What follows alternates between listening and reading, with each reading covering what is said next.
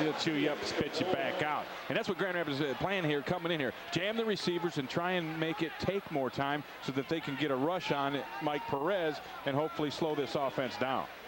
Mike Black's extra point attempt is up and good. 31 of 35 this year now for Mike Black. We're counting down to the last 12 seconds of the first quarter here in Grand Rapids. And City Hawks are right back in it. Down now 20-14. Next Rampage action on Fox Sports Detroit coming up Saturday, August the 1st, when they close out the regular season against the Tampa Bay Storm, live from Van Andel Arena in Grand Rapids. The next home game coming up next weekend against these same New York City Hawks. Good seats are still available at Van Andel Arena. And then the defending Arena Football champions, Arizona, having another fine year this year, coming up July the 2nd at 7:30. You see the number 1-800-585 for those tickets for Grand Rapids Rampage football. Yeah, that July 2nd, a Thursday night game. I can't wait to see that one as the Rattlers will come into that Van Andel Arena. Scoring drive for the City Hawks, 3 plays, 45 yards. The big one, the pass from Perez to Pratt, which set up the Perez touchdown. Counting down to the last 12 seconds of the first quarter here at Madison Square Garden. It's a lively first quarter. Thomas Bailey of the Rampage providing a lot of the electricity inside this building tonight with 2 returns for touchdowns. Certainly taking some of the pressure off of Sparky McEwen, the quarterback for the Rampage. We do expect to see the new signee, Jason Martin, who set all kinds of records at Louisiana Tech, in this game at some point tonight. But his debut may have been pushed back a little bit with the start that Grand Rapids has. Watch Grand Rapids set up this return. The guys are moving. They're going to return this to the right side.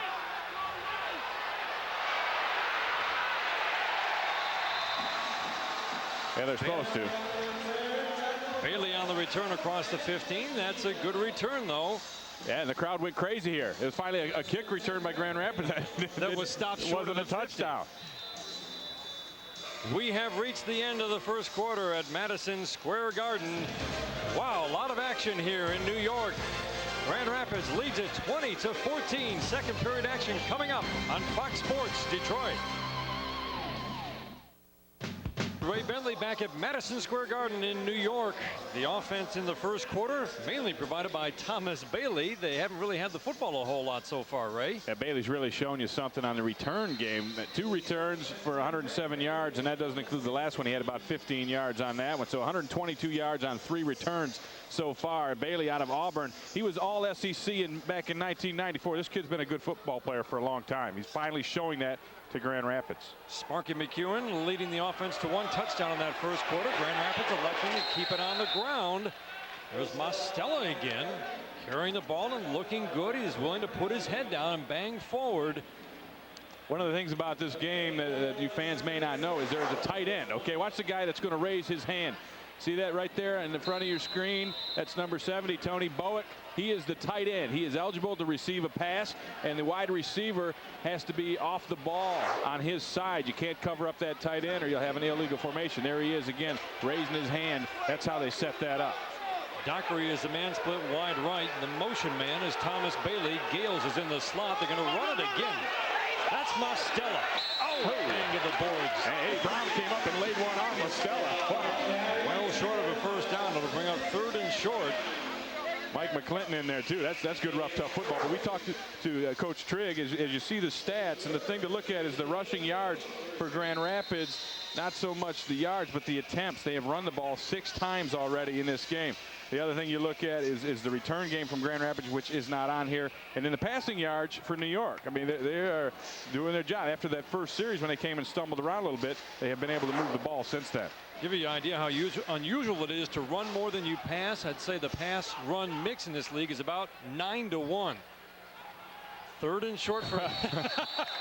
That's my boy Freddie Gales again. They'll give you maybe a yard across the line of scrimmage for that man who's in motion, but they won't give you 5. Freddie was out there trying to knock me down. He was looking for me. You and Freddie got close there in the pregame. Freddie Gales, you know, last year he played with this New York team, and so he's a guy that knows what's going on here as well.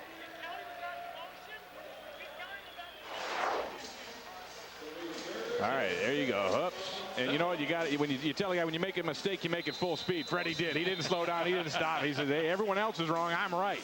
Fred Gale's good friends with Mike Perez, the quarterback of the City Hawks. Perez says when he breaks a record, he's going to give the ball to Freddie Gales. Third down, we'll call it 6. McEwen going deep for Gales in the end zone, knocked down. Any flags? No. Oh boy, there might have been a flag there, but just good coverage. So the official rules by Ron Carpenter on Freddie Gales. Yeah, and Ron Carpenter and Freddie Gales are kind of bumping each other down there. And the thing about it is the pass was just up in the air for too long. Now you tell me, is this pass interference? Look like Gales initiated the contact. Oh man! I think Freddie Gales initiated the contact, put the hand out, and so I think Carpenter is all right here. Oh, now he's maybe got a hold of his jersey. Well, a little bit at the end, maybe. I got to side with the defense more often than you not. always side with the defense. Funny thing about that. Remy Hamilton, 10 for 29 on the year in field goals, but if you look at his misses, this guy has been attempting long field goals. This is a 45-yarder. It is up off the net. No good. Here's Carpenter in his own end zone. Looking for a block. He gets a loose ball, and Grand Rapids may have it. Dockery fell on it at the 3, and they do. This has been a problem for the City Hawks the last few weeks. They're coughing it up, and they're coughing it up deep. And Dockery made him pay that time. Doctor forced the fumble as well. Doctor makes the house call, and Grand Rapids comes up with great field position. And this is, again, another special teams play. That's Freddie Gales that gets the first. You know what? His own man, I think, knocked the ball out trying to get a block right there. That's Eddie Brown trying to get a block, knocked the ball out of his hands. How about Dockery out-racing, out-hustling 3 City Hawks to that ball? See who knocks this out? I think it's Eddie Brown right there. See that? He's number 8. Tried to reach in there and get a block, and he knocked the ball out of Carpenter's hands. Mostella will run off guard right side, and there's just nothing there right now. If you average 3 yards a carry in Arena League football on the ground, you're doing a good job. It is very hard to run. It's a small field. There's not much running room. There's very little between the tackles usually. It's just very hard to run. Yeah, there's never been a 100-yard rusher in a game in arena football, and that's just, it's too hard. You're right, Dan. There's just not enough room, and there's too many people out there, too many guys out there. But Grand Rapids is trying to use that run, number 1, to take time off the clock, and they felt they had some matchups. They felt Mostella had a nice week of practice, and that they could get something done there, and they want to keep this score down. And, you know, and try to work their quarterback in there and give him some good feelings. There's Mostella again, and he's going to get close, keep the legs going, but stopped about a yard short. They're going to give him the 1-yard line, setting up 3rd and goal from the 1. Grand Rapids leads this game by 6. We're going to take a listen to this last run and give you a feel for the kind of contact going on down there.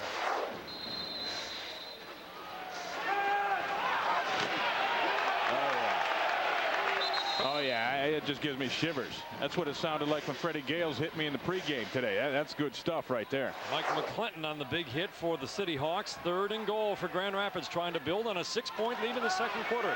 Bailey on the reverse, dives and won't get it. He is going to come up inches short. Well, I don't agree with that. I think he was definitely in the end zone. Now, the ball has to break the plane. Now, most of his body was, but I think when he landed down there, I think the ball broke the plane. The officials disagree with me, and we'll take another look at it, but I think that Bailey was in the end zone. He's going to helicopter right here. Here he goes. He's launched. Now watch where this football goes. You're right, Dan. That's close. Ooh. I think you're right. He didn't. Everything but the ball was in the end zone. Boy, that's dangerous jumping up in the air like that. Oh, man. 4th down. Grand Rapids, there is no choice here. You're on the road. You're up 6. You want to pat it. You're going to go for it. Look for McEwen to keep this ball. Running right side. Second effort. Did he get there? No. Oh, that hurts. That hurts. You take over after a turnover on the 3. 4 straight running plays, and you can't get it in. Yeah, Avo Avetizian makes the stop, and what happened, I think there's a little confusion. It looked like Sparky McEwen had to stop his motor and then restart it. And anytime you do that down in that goal line area, you're giving people time to get off blocks and get a push, and you're not going to get in. And Mike Trigg is not happy because this is deja vu. They've lost a game against Iowa trying to run one in for a 2-point conversion in overtime and got stopped short just like this. It looks like he could have followed Mostella's block to the inside, Ray. Yeah, I don't think he expected Mostella to be that tight. Look at Mike Trigg. Perez tossed, knocked away. On first down, Perez closing in on that all-time record. Man, they want Triggs tell him to go low, get in the end zone. And Grand Rapids has had a terrible time in this mini red zone in the AFL. That's 10 yards and in. All season long, they have struggled to put the ball in the end zone. I think it's time for them to be a little more creative. You know, they started out, they tried to throw that pass to the tight end, Bowick, and sneak one in. But now they've gone straight to that running game, trying to hammer it, and that's not working for them. Perez now just needs 24 yards to eclipse that 15,000-yard barrier. Little sidearm toss, good catch. Across the 15-yard line. That's James Bowden. He's going to have a first down at the 15. They're going to mark it at the 16-yard line. James Bowden, I watched a couple of films on these guys, and he impressed me immensely with his strength. The run after the catch. He catches those short ones all the time, and he'll bust them out and make big gains out of them because they can't tackle him. I mean, it takes more than one man to get this guy down. He is very strong upper body. He drives the legs. He's an excellent runner. Bowden has scored a touchdown in each of the City Hawks' first 7 games this year, trying to keep that streak alive here tonight. 9 yards for Perez to reach 15,000. Quick toss, left side to McClinton. He doesn't have much running room, but he bulls his way across the 20. Close to midfield, down to Abram. And Hurd in on the tackle for Grand Rapids. Second and about 4 yards now. Grand Rapids leading this game by 6. We're counting down to 7:50 to go in the second quarter. We're live in Madison Square Garden in New York. Yeah, but they really blew an opportunity to take a 13-point lead as they recovered a fumble on a 3-yard line, and in 4 tries, Dan, they can't find pay dirt. That'll haunt them. Chuck Shelton, the head coach of New York, talking about those turnovers killing them last week, and they gave up 58, and the week before when they gave up 63. Back to throw is Perez, leading 9 yards for 15,000. He threw it a little bit behind Pratt, inside the Grand Rapids 20. Yeah, Kevin Pratt, again, with a ball that you get your hands on, and any good receiver worth his salt will tell you, if I get my hands on it, I should catch it. The problem is Perez didn't see this until late. You see how open he is right there? And then he throws it late. And I think Pratt should have this one, but again, you know, it wasn't that good of a throw. Referees here. What they have is a whistle up in the stands. Somebody's blowing a whistle. They think this is a World Cup soccer game or something where they let you blow them whistles, and they're asking the fans, please don't blow the whistle. I think the quarterback, Mike Perez, was the one complaining that time. I don't know if that threw him off or not, but you don't see him throw too many behind guys that far, at any rate. Very accurate passer. 3rd and 4 for the City Hawks on their own 22-yard line. They trail it by 6 with 7 minutes to go in the second quarter. Eddie Brown, the former Spartan, split wide right. That's Pratt, the motion man. Perez under pressure, will throw right side, has a man down to the Grand Rapids 20-yard line, and he has the all-time record. James Bowden, not the all-time record, he's eclipsed 15,000 yards for his career. Just the 3rd quarterback in arena football history to do that. I'm not sure he knows it yet. 15,006. That's pretty incredible. I believe the other two are Jay Gruden and Mike Hamill, who have eclipsed 15,000 yards in arena football passing. Jay Gruden, now the head coach at Orlando, holds most of the passing marks. Perez under pressure again, and this time he's going down because he is going to be hauled down by Big Jerome. That's Matt Potter. Matt Potter out of Grand Valley State. Brown, but I'll tell you, that was a great drive by Potter. He just ran over him. Well, Potter's just gotten nothing but better all season long. Here he is at the bottom of your screen. He's working one-on-one here. He gets a good push. See how he's got the hands inside? When you get the hands inside, you control the man, and now it's your world. And he's got the world right there by the hands as Matt Potter gets his 3rd sack of the season. And that'll put him at, I believe, climbing the ranks in the top 10 in sackers in the Arena Football League. Matt Potter turning into a good football player here. And like his two-way ability. Perez back to throw on 2nd and long. Has a man knocked away at the last second. Good defensive coverage back in that secondary by Jerome Hurd. Yeah, Eddie Brown thought he had a touchdown, but Hurd steps in front of him and knocks it down. The problem was Perez was getting pressure, and he wasn't able to put the heat on this ball. Now watch, he's going to get the pressure at the end of this thing. There it is, and so he doesn't throw the strike that he wants to, and that gives Hurd some catch-up time. Eddie Brown, the intended receiver. Third down for New York, just across midfield. Grand Rapids had a hard time stopping opponents this year. They've converted almost 50% of their third downs. This is 3rd and 15. Perez has time. He's dangerous when he does. Eddie Brown inside the 10-yard line.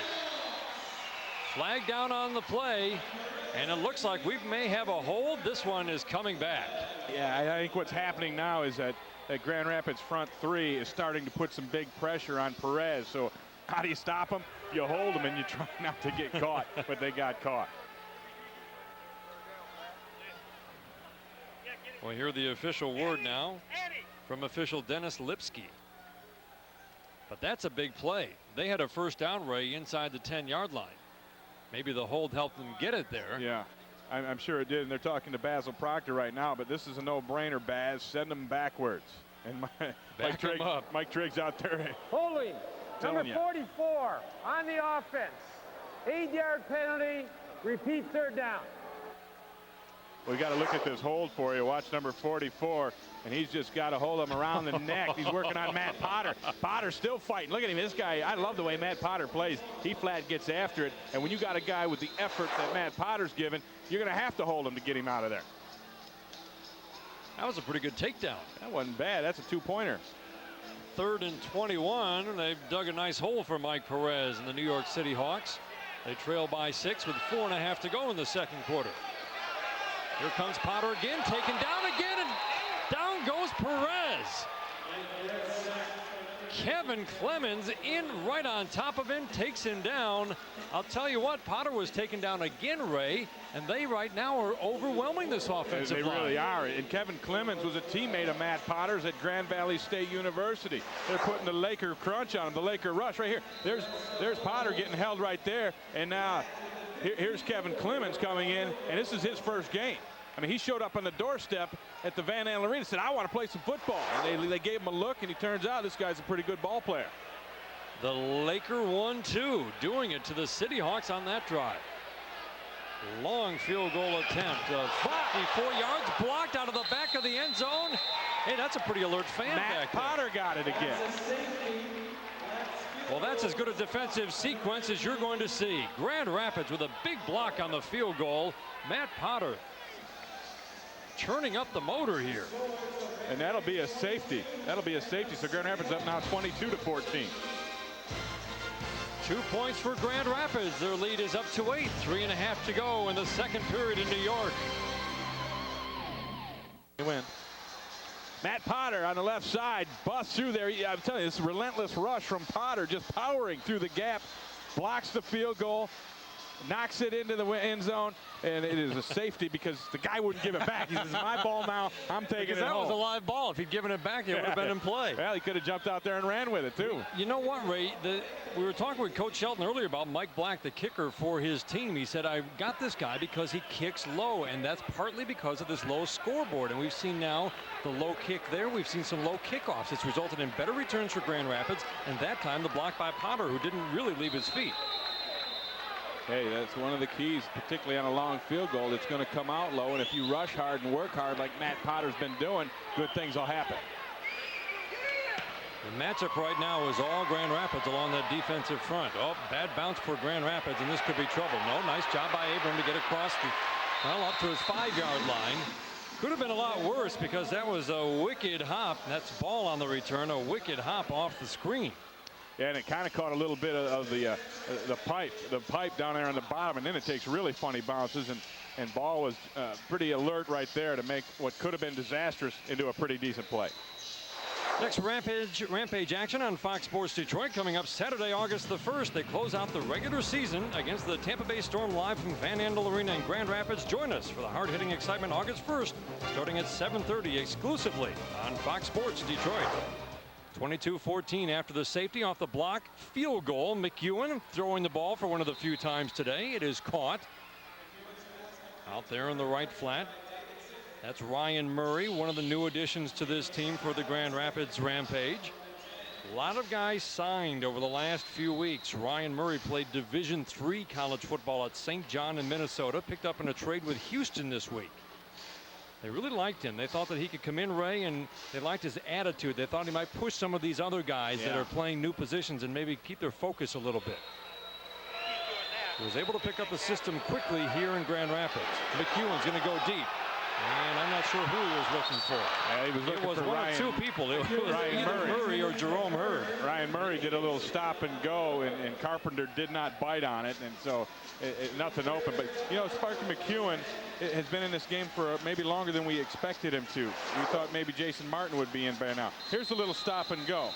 Now, this is Hurd, but I think the ball is actually thrown into the slot where Murray is. See number 3, he was looking for Murray. Murray cut that pattern over the middle. He should have stayed right up along that hash mark. He give up on that a little bit, or was it just way out of his reach? I think he was confused. You know, he's new to this system. He thought the ball was going somewhere. He looked like he was running around out there and not knowing where he was going. You've got 3 pretty inexperienced receivers out there right now. That's Hurd with the catch across the 15-yard line on 3rd down and 5.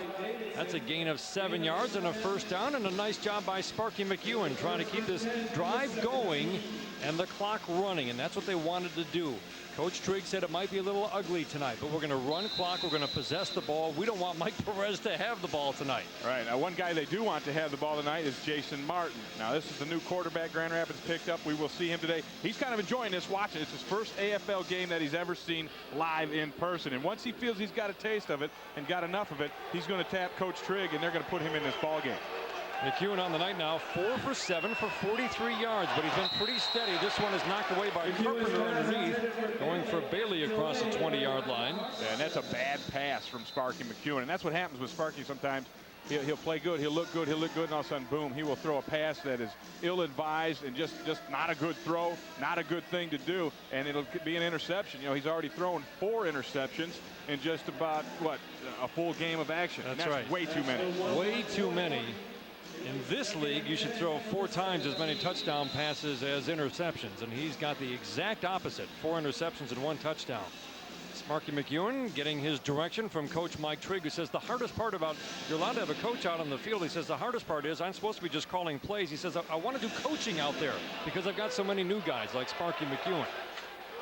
Trying to limit his instructions to simply giving the play. Toss right side, caught across the 20. Good blocking, good moves. Across the 15-yard line, out at the 10-yard line, Jerome Hurd with a nice run after the catch. It really was, and that's what you got to do with Sparky. Throw the short balls, let him build the confidence, make no mistakes, and then let a guy like Hurd take it after that catch and pick up some yardage, because yardage right now has been all Thomas Bailey for Grand Rapids. You know, he's the guy that's been doing it. Their offense hasn't been doing it, but now it looks like they're getting it going. Hurd with a nice move, a nice run after the catch. Broke a couple of tackles. Ryan Murray throwing a block on the right side that helped get him going initially. I talked about those numbers for the Grand Rapids Rampage. The offense, 87 yards and 1 touchdown. Thomas Bailey, a one-man gang here tonight. 132 yards, and this is just return yardage and a couple of touchdowns. Grand Rapids has taken it inside a minute. We're down to 50 seconds to go in the first half. Grand Rapids up by 8, trying to add to that lead. Here deep in New York City territory, they had a hard time getting it in. They didn't get it in. Sparky McEwen trying to take him there now. He's going to throw for it. Caught across the 5, driving down to the 1. That's Bailey. Did he get in? That's Murray again with the ball. He is just short. He's at the 1. This is just a little slant pattern. And what happens is the defense, the coverage, which is Davidson, number 3, is back too far. All right, and this gives Murray a chance to cut inside, and he comes wide open on the slant. Right there he is. See how far back Davidson was? Murray has plenty of cushion there. Gets it inside. Almost a touchdown for Grand Rapids. Well, that's that toughness that Coach Trigg was talking about. He's a spunky guy, he said. He's going to show some toughness and show some spark, and he's come right in. The reason he could come in and kind of learn, he was with Houston. They use a lot of the same terminology that Grand Rapids has, and Coach Trigg said that really helped him come in here. Just got in here this week on Monday, and through 4 days of practice, he says he really picked up our offense quickly. That's why he's out there right now. Yeah, and Ryan Murray only 5'11", 190, so He's not a big guy, but he's a tough guy. He's a strong guy, and he'll fight you. And then Grand Rapids needs to score here. With 23 seconds left in the first half, an 8-point lead. They already blew one opportunity down in this area of the field. This has been their trouble spot all year long, trying to find the end zone. They need to mix it up, a little trickery.